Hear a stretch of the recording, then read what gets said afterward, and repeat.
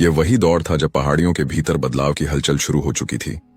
यह किसी एक आदेश का असर नहीं था, बल्कि पूरे प्रशासनिक ढांचे के बिखरने का संकेत था। पुराने रास्ते बदल रहे थे, गांवों में नई चौकियां उभर रही थीं, और लोगों को यह साफ महसूस होने लगा था कि अब फैसले कहीं दूर बैठकर किए जा रहे हैं। हर हफ्ते नई पाबंदियां और नए बोझ लोगों की जिंदगी को और भारी बना रहे थे। यह असंतोष जल्द ही एक ऐसी लौ में बदलने वाला था जो पूरे क्षेत्र को उसकी असली पहचान याद दिलाने जा रही थी। 1765 में जब बंगाल, बिहार और उड़ीसा की दीवानी अंग्रेजों के हाथ आई, तो छोटा नागपुर भी धीरे धीरे उनके प्रभाव क्षेत्र में आ गया। उस समय की समाज व्यवस्था गांवों में बसे मांकी, मुंडा, पाहन और इलाकेदार जैसी परंपरागत संस्थाओं से चलती थी। न्याय, फैसला और टैक्स सब कुछ इन्हीं के हाथ में था। अंग्रेजों का शुरुआती असर केवल व्यापारिक केंद्रों और कर चौकियों तक सीमित था, लेकिन 18वीं सदी के अंत तक उन्होंने राजस्व बढ़ाने के लिए यहां भी अपना शिकंजा कसना शुरू कर दिया। धीरे धीरे स्थानीय राजाओं की स्वायत्तता खत्म होने लगी। पहाड़ी समाज की अर्थव्यवस्था नगद पर नहीं, बल्कि खेती, शिकार और अदला बदली पर आधारित थी, इसलिए कर वसूली कठिन हुई। अंग्रेजों ने इसे अपनी प्रशासनिक नाकामी मानकर नए कानून लागू किए। इसी क्रम में 1817 में छोटा नागपुर के महाराजा से मजिस्ट्रेटी अधिकार छीन लिए गए और सदियों पुरानी न्याय व्यवस्था टूट गई। 2 साल बाद ही 1819 में सिंहभूम और तामाड़ के क्षेत्रों में लुरका कोलों का विद्रोह भड़क उठा, जिसे अंग्रेजों ने कुचलकर वहां सीधा शासन कायम कर लिया। यहीं से शुरू हुआ रेगुलेशन सिस्टम, जिसमें जनजातीय परंपराओं की कोई जगह नहीं बची। नई पुलिस चौकियां, थाम और कलेक्टर ऑफिस स्थापित होने लगे। गांवों की जमीन के झगड़े अब उन अफसरों द्वारा हल किए जाते थे जिन्हें यहां की भाषा और परंपरा तक का ज्ञान नहीं था। इससे गांवों की सामाजिक संरचना हिल गई। मुखिया, जो सदियों से नेतृत्व करते आए थे, अब केवल औपचारिक पदों में बदल गए। सड़क निर्माण, बेगार और जबरन वसूली जैसी प्रथाएं बढ़ीं, और लोगों को महसूस होने लगा कि वे अपने ही घर में पराये हो गए हैं। इन्हीं हालातों ने पूरे क्षेत्र में असंतोष की आग फैला दी।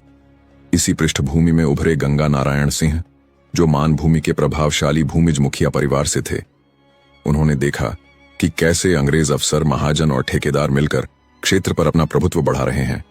लगान में 33% की वृद्धि और महाजनों द्वारा 70% तक वसूला जाने वाला ब्याज लोगों को कर्ज के दलदल में धकेल रहा था।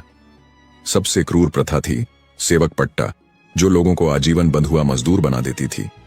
गंगा नारायण सिंह ने इसे सामाजिक गुलामी और पूरे समुदाय का अपमान माना। उन्होंने मांकी मुंडाओं, भूमिज मुखियों और इलाकेदारों को जोड़कर आंदोलन का बीज बोया। मानभूमि, तामाड़ और सिंहभूम के विद्रोह एक साझा चेतना का रूप लेने लगे। समय गुप्त सभाएं होती, जहां अग्नि के चारों ओर बैठकर लोग शपथ लेते कि अब अन्याय के खिलाफ खड़े होंगे। 1831 आते आते असंतोष एक संगठित बगावत में बदल चुका था। टैक्स बढ़ चुका था, वस्तु कर नकद में देना अनिवार्य हो गया था, और महाजन जमीन कब्जाने लगे थे। गांव गांव में शांति टूटने लगी। इसी माहौल में दिसंबर 1831 में सरकारी चौकियों को जलाने और ठेकेदारों पर हमले शुरू हुए। आंदोलन रांची, सिंहभूम, मानभूम तक फैल गया। जनवरी 1832 में परंपरागत तीर संदेश प्रणाली सक्रिय हुई और पूरे पठार में संदेश फैलाए गए। हथियारों में बांस के भाले, कुल्हाड़ियां, तीर कमान, ढालें सब तैयार हो गए। अंग्रेज अफसर गांवों में कदम रखने में भी डरने लगे। कुछ हफ्तों में स्थिति यह हो गई कि छोटा नागपुर में अंग्रेज शासन लगभग ठहर चुका था। इसी समय विद्रोही सेना को नाम मिला। सरदार, गोरिल्ला वाहिनी सेना और जीरपाल आया इसके प्रमुख सेनापति बने। लेकिन अंग्रेज कब चुप बैठने वाले थे। कोलकाता से भेजी गई फौज की कमान कैप्टन विल्किंसन को मिली। फरवरी 1832 के अंत में उसने उत्तर से प्रवेश किया, पर तीर कमान से लड़ते कोल योद्धाओं ने जंगलों और घाटियों का चतुराई से उपयोग किया।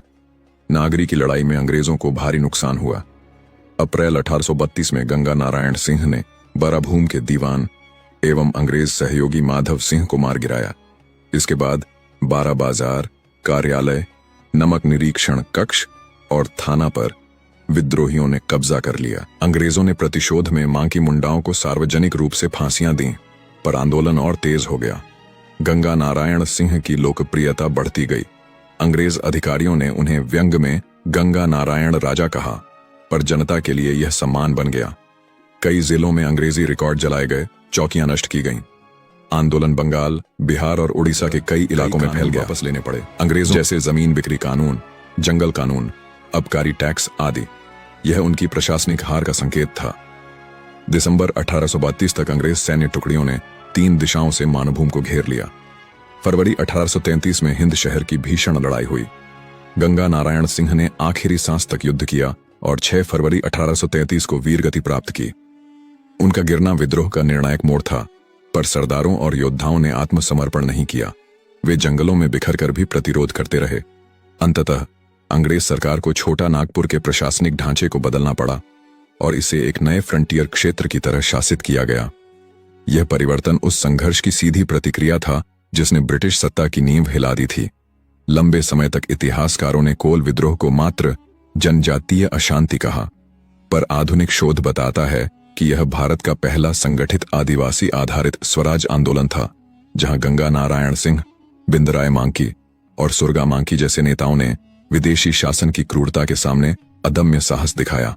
आज भी जब लोग कहते हैं कि अंग्रेजों ने भारत के लिए बहुत कुछ किया, तो प्रश्न उठता है, क्या जंगल जलाना, जमीन छीनना, महिलाओं को बेगार में धकेलना और गांवों को बर्बाद करना भी बहुत कुछ करना कहलाता है? गंगा नारायण सिंह ने अपने संघर्ष में साफ कहा था, जो शासन जीवन छीन ले उसकी तारीफ करना इतिहास नहीं, बीमारी है।